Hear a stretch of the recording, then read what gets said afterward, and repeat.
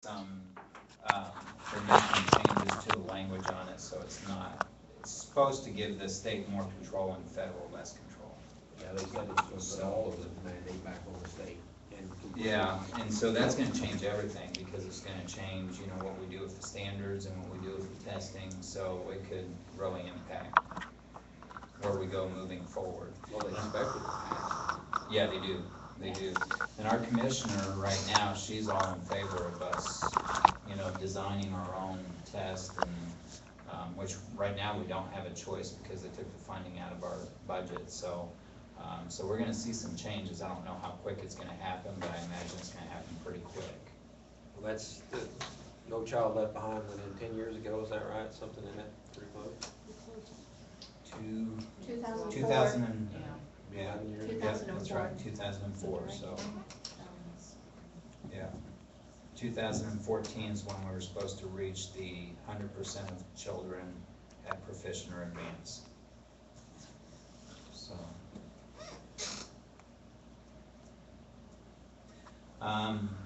just other note, I won't be here the rest of this week. We're gonna take a little vacation and head to Chicago, so. That's all I have. All right. Unfinished business, no items, it says. New business.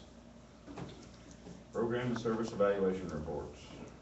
Looks like special education, homeless, migrant, English language learners. Nancy Goodwin. In your board packet, you received all of those programs from research services evaluations.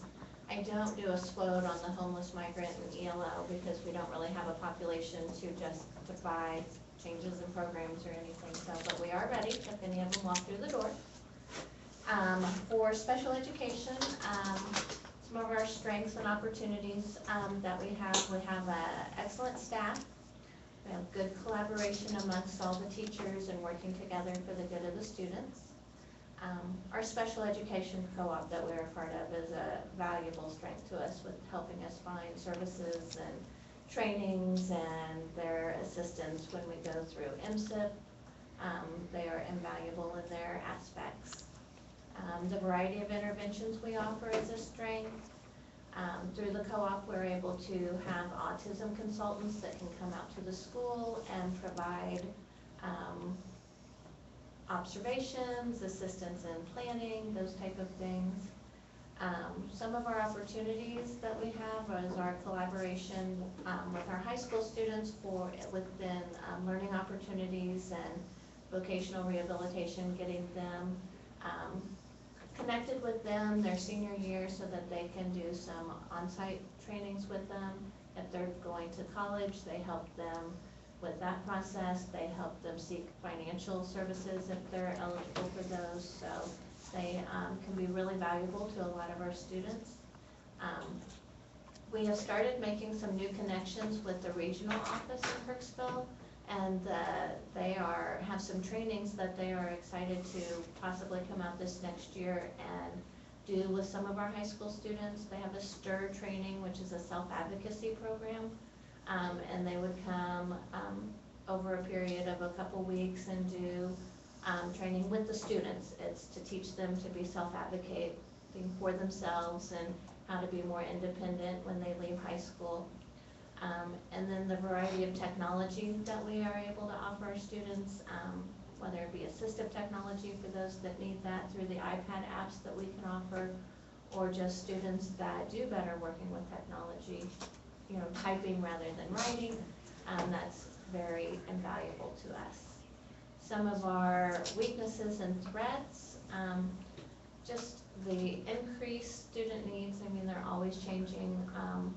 The behaviors that we see, being able to meet those needs. There is, that's another opportunity I forgot, there is a new Project Access that's open in Kirksville that will come out and do observations and help us do behavior planning.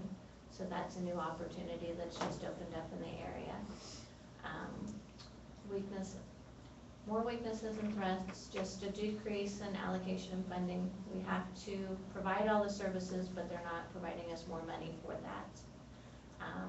MAP scores, we'd like to see those going up. Over the last 5 years, we are showing growth, but they're not as high as we would like them, but we're gonna continue to work on that. Meeting the needs of our high need students, just, you know, some of them with the personal paras and finding the best fit for them. And, our paraprofessional turnover, you know, just changing in that and keeping that consistent is important, so we're working on that. So, they have any questions? Okay. Entertain a motion to approve program and services evaluation reports. So moved. All in favor? Motion carries 5-0. Quotes for 2015-2016 school year milk. Okay, well, milk, we only received one quote, and that was from Prairie Farms Dairy, so that would be my recommendation to accept the quote from Prairie Farms. Okay. So moved. We're doing them all together, you did. We do them separately. We have a second? Second. All in favor? Motion carries 5-0. Bread. Bread, we get 2 quotes, and I attached the quotes to the board page, so if you click on them, you can see them. But we received a quote from Cole Wholesale and from Lewis Baking Company, and we used Lewis last year. Before that, we used Cole, and Kisha's prefers Lewis. Better product, she feels, when it comes to bread, so I'd like to recommend Lewis Baking Company. Yeah, it is cheaper too.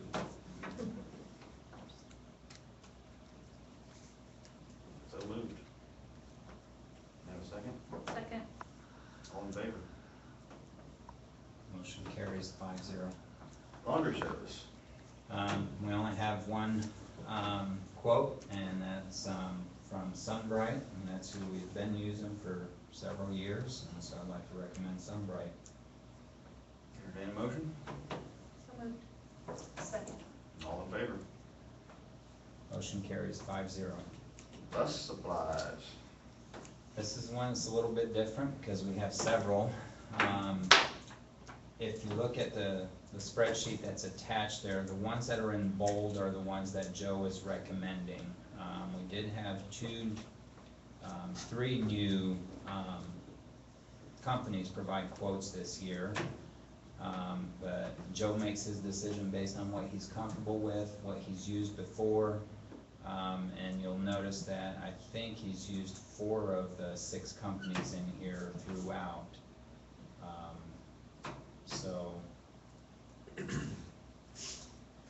And the motions will go company by company based on what was selected on this spreadsheet. Okay, so we need to do several motions there. Yeah, so first one is MFA oil. Okay. Entertain a motion to get our 90-week transmission and rear end grease. I can actually read you the motion. Oh, that'd be great. It might make it easier. That'd be a whole lot better. Motion to accept the quote from MFA Oil for bus maintenance supplies as indicated on the bid composite for 2015-16 school year. So moved. Second. All in favor? Motion carries 5-0. The next one is Schaefer Oil. Motion to accept the quote from Schaefer Oil for bus maintenance supplies as indicated on the bid composite for 2015 school year.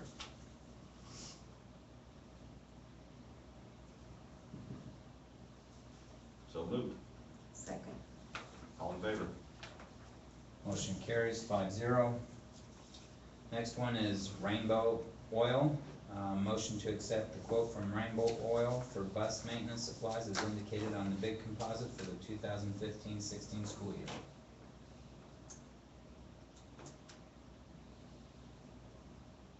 So moved. Second. All in favor? Motion carries 5-0.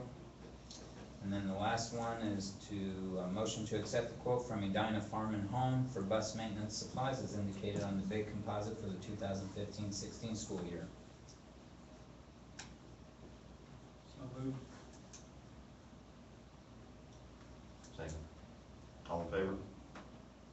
Motion carries 5-0. All right. Question on all of these. I'm sure we factored in delivery from this many different companies also, right? And that's Mhm. factored in the price. Yeah, Okay. usually that includes delivery, like, you know, he's got barrels in there for oil, and so Okay. that's including in some cases the actually using the barrel and the pump to go with it, Okay. so, Yep, all right. It's too late now, but. yeah. I thought that- And some of these new companies, Joe said, you know, he's used certain oils and knows, okay, I don't wanna use this, I know I wanna use this.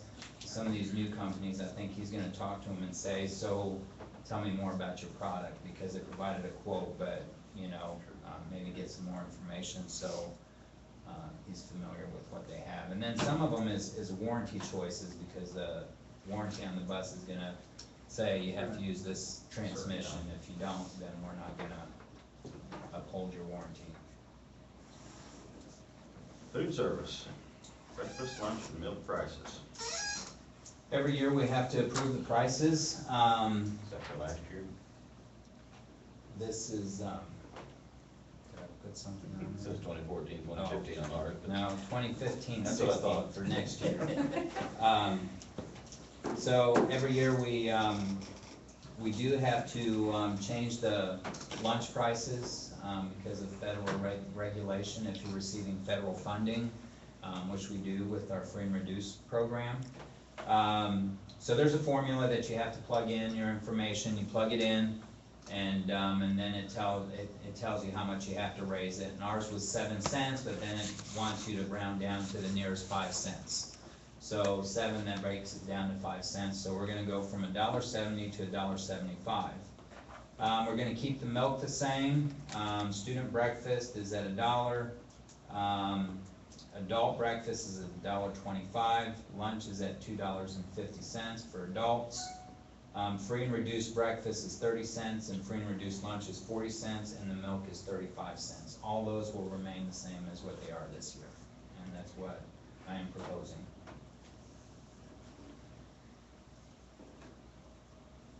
Any discussion? Not entertain a motion to approve. So moved. Second. All in favor? Motion carries 5-0. Policy updates. First policy on there is 0342, and that's the nepotism policy, conflict of interest. And it's required by the Missouri Ethics Commission that we approve this policy every year, and then we have to send them a copy of the approved minutes. So this is something we do every year. The policy has not changed, it's just the same policy, and we have to approve it every year. The second policy, 3155, was put out to ensure that school districts are following the policy that when you receive federal funding, you have 3 days to expend that funding for certain programs, and we already do that. We haven't had a choice to do that, so, but this is just a policy, just stating that you're gonna do it, and it was mandatory to approve it, but we already do everything in this policy, so. Regulation 2310, I'm gonna let Mr. Brown talk about. We made some changes to our student attendance policy.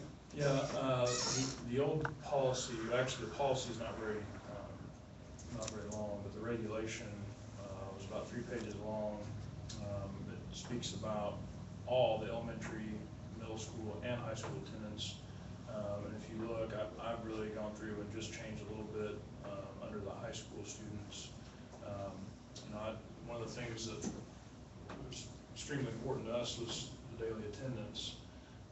And we got into it last year under the old policy, or under the old practice, I suppose. Once students missed more than 6 classes, they were not to receive credit for any of the things, any of the classes that they had. Which meant, then we tried to go back and we had an attendance committee and we looked at every single case and you know, determined that kids had to make up hours, which, you know, in the first semester, kids are making up hours during the second semester. And for the second semester, we try to get them to summer school, which, you know, when school's out, it's really difficult to get them to make it up for that second semester. I just didn't feel like that was a very good practice. You know, I know that some of the kids that might have some attendance problems, you know, barely passing classes, but to take away credit from those kids, I thought would really be, I won't say not fair, but you're talking about some kids that are on the verge of not even graduating high school to begin with, and to say we're not going to grant you credit for any of the things that you've done would be a really tough thing. So what I've done, we met with our building improvement committee a couple weeks ago. We tossed this idea around. There's had a lot of support from our faculty and from our improvement committee. This is suggesting that 90% attendance is kind of the minimum that we want. You know, in all of our APR, the state talks about 90% attendance for everybody. And so that's what we really want to maintain, the students. And to be honest with you, the vast majority of our high school students have well over 90%. I mean, our attendance is usually pretty good. We do have a few students that attendance is a factor, is an issue. And so what we've done is we've taken this, and once they fall below 90%, which is just calculated, you know, if we're in a session 175 days this year, I think a semester's around, you know, 87 or 88 days. 90% of that takes you down to 79 days. So it really gives you maybe 1 or 2 more days to take you below that 90% attendance from what it was in the past. Once they fall below 90% in any of their classes, 1st through 7th hour, then we apply a factor, so to speak, which you can kind of see. I've got an example in there of how that would apply to a grade for that semester. So if a student receives a 95% in their class but is only here for 85% of the time, then that factor would get applied to their semester grade. So 85 times 95 would equal 80.75. So in other words, they're getting a grade docked a little bit now. I went through here and made some specifics, like I don't want this to be a reason where we just go through and fail everybody that, you know, can't get to school, because sometimes those things are out of our control. Sometimes there's extenuating circumstances, extended illnesses, they get in car wrecks, there's family stuff. I mean, I understand that, and I don't want this to be a reason for kids to fail. But I do feel like this attendance is important. You know, it's one of the most important things, one of the most important you know, factors in determining student success in high school. And you know, it does need to have a little bit of some teeth in it. So I feel like this policy, this practice will be a little bit better than what the old one was. You know, I wasn't a big fan of making up time, because I just don't feel like there's much that gets done. Once you're getting kids in outside of the regular school hour, I don't feel like there's really a benefit to that, rather than just keeping them here. I mean, that's all that was happening. So I feel like this policy is a bit more proactive. It's probably going to take some time to get used to for a little bit, but I think it's good practice. I know there's a lot of other schools that do something similar to this, and I think it'd be a good thing to get into for us.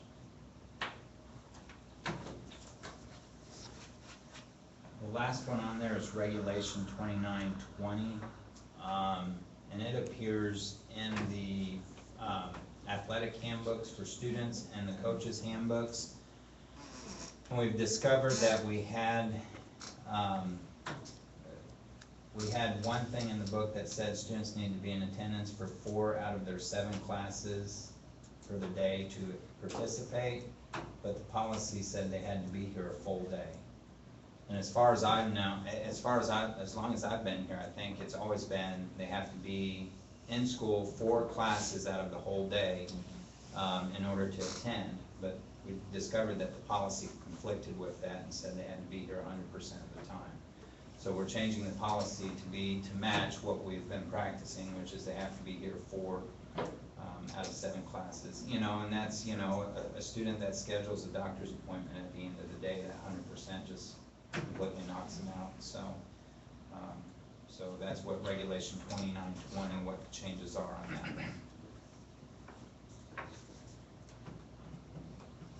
Any discussion on policy regulation updates? And that 4/7 is practice 4 games. It's any activity, you know, cheerleading practice, it's varsity football game that night, so it's kind of a, goes for everything that goes on after school essentially.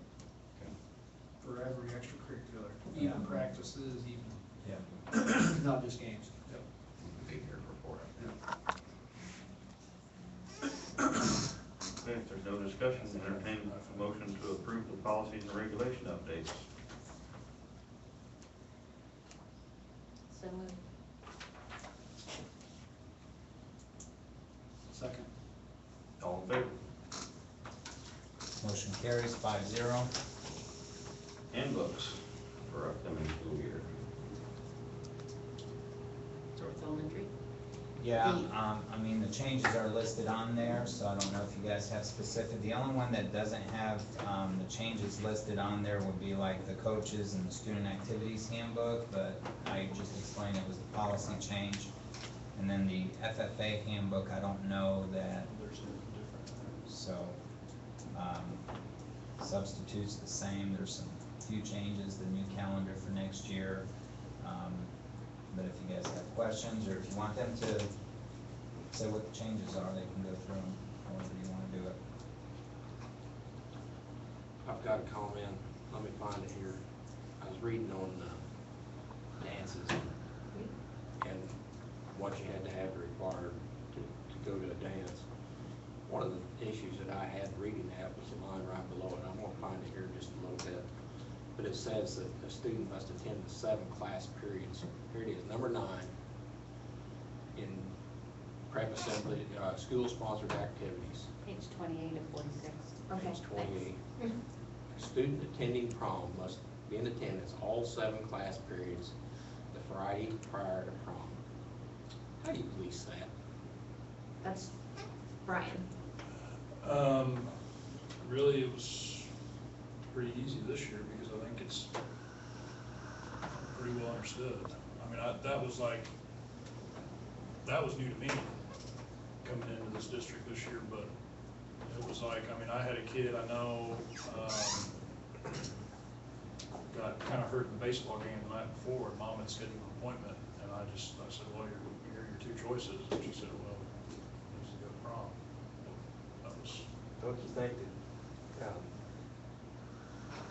getting away from doctor's care to be able to go to prom is kind of stringent? Well, I'm wondering if this wasn't put in here to follow the actual policy we had, because everything, we Right, just which is- adopted a which was all policy that 7 periods, says yeah. 4 out of 7 for extracurricular activities, But dances. specifically, it's like if it's Friday at school to attend a Saturday activity, which what prom's always on that Saturday following. Right. And if that was the policy that was 7 out of 7, and it's a Saturday activity, that's where that came from. I'd almost, that makes a lot more But sense. it doesn't necessarily say, we're adopting this policy, and it doesn't say that prom's always gonna be on the Saturday. Right. And I think it needs to be completely taken out of there. I think it's really tough to police.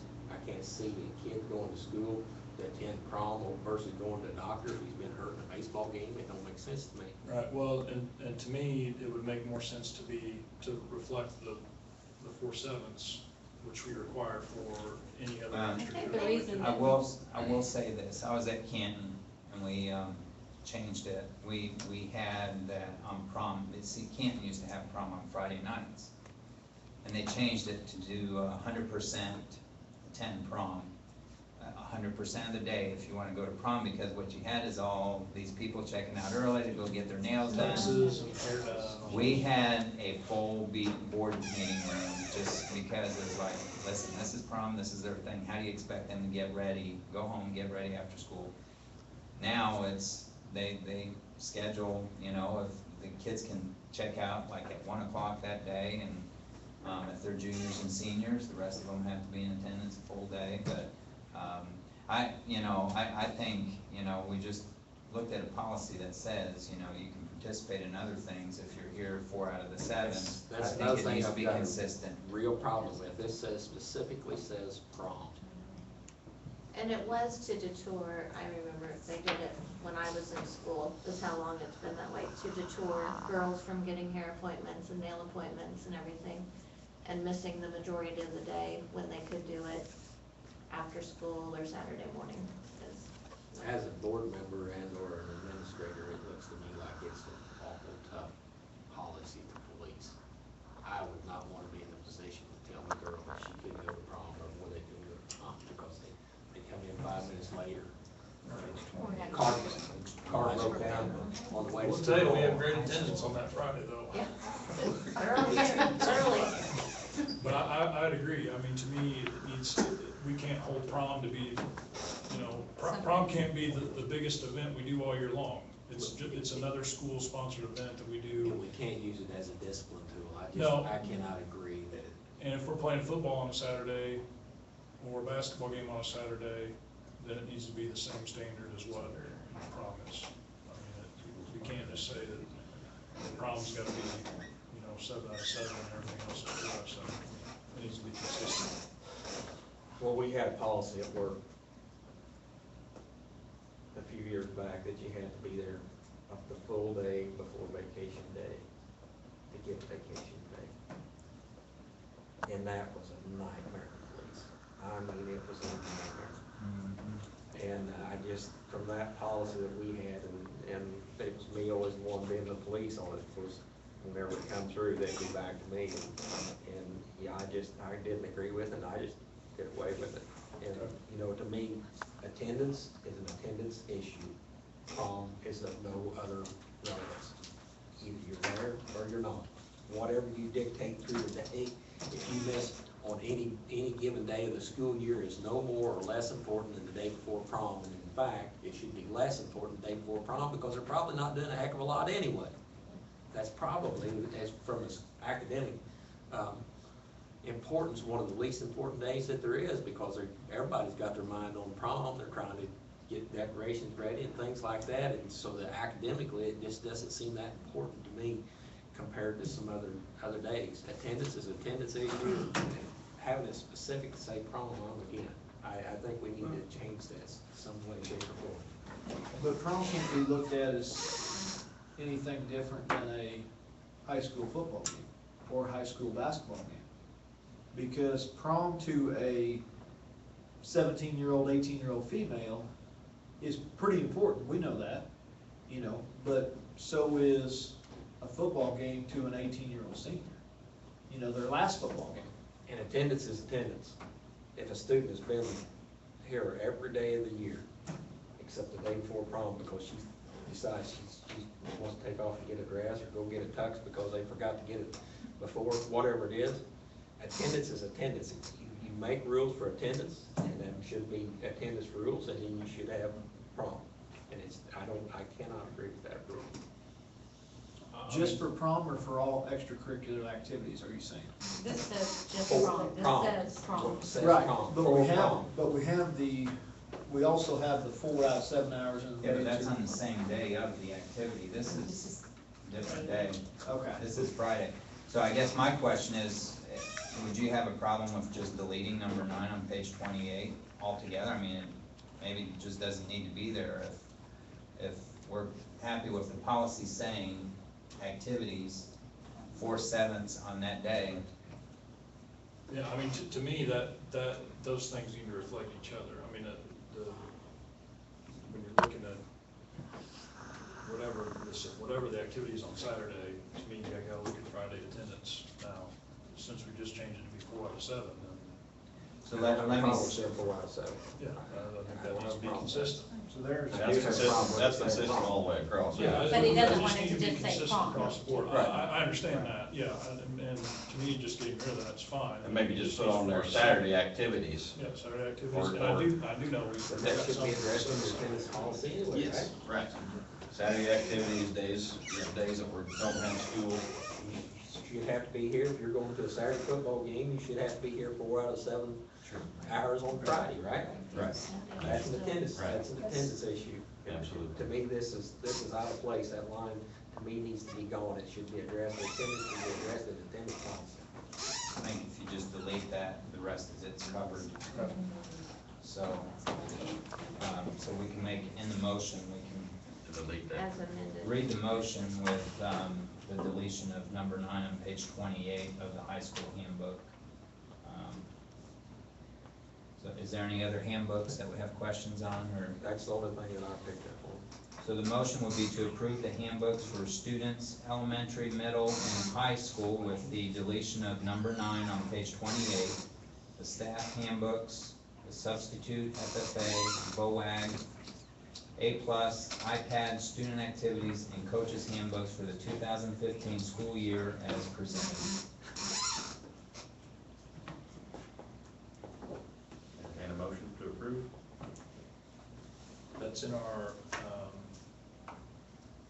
board policy on interscholastic activities and athletics, which is 2920. There's a mention about a student who's absent from school on the day of an interscholastic contest or on a Friday before an interscholastic contest on a Saturday will not be permitted to participate in said contest. So that's specifically about contests, but that's, I think that kind of goes with MISHA rule basically.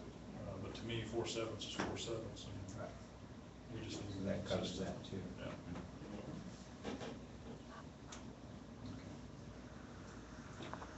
Entertain a motion to approve? We're quiet tonight. So moved. Second? Joe, second. Seconded. All in favor? Motion carries 5-0. Tuition rate for the upcoming school year. Tuition rate's based on calculation formula that I use to calculate expenditures versus basically the cost of what we pay for our students to attend here, what it costs us. And basically we have to set that tuition every year, so if a student wants to enroll in our district, then we have a tuition rate. The tuition that I'm proposing is $10,259 per school year. And that's the same amount that we charged last year, so, the motion would read that set the tuition rate for the district at $10,259 per student for the 2015-16 school year. Entertain a motion to approve? Second. Third. All in favor? Motion carries 5-0. Welcome, Nathan Hinkle. Motion to Huh? You made a motion, and you seconded. Either one, Justin or I, either one, doesn't matter. 5-0, and then I got the 5-0 and carried. I just Nathan missed it. entered the meeting. Yeah. G, sale of surplus property. All right, I did attach a list of some items that we've accumulated that we no longer use. Just kind of put them on there, leather sofa, leather chair, shelves. There's different kinds of shelves, bookshelves, magazine racks. There's a lot of computers, computer desks, there's some TVs, TV carts.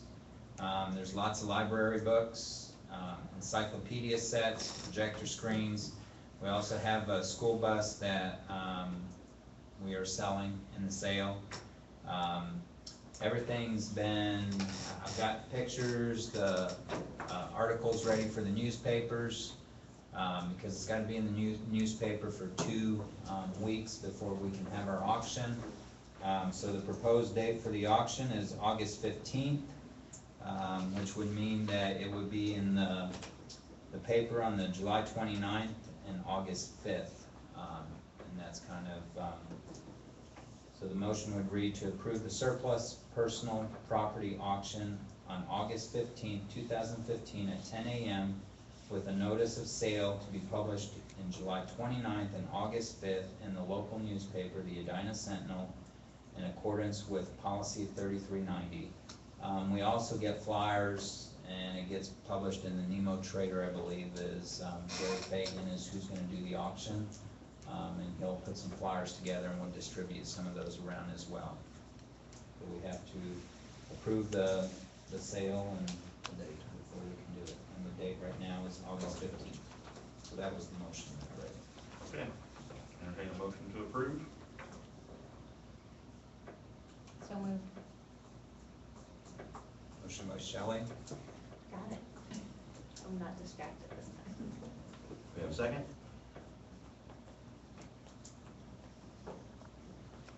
I'll second.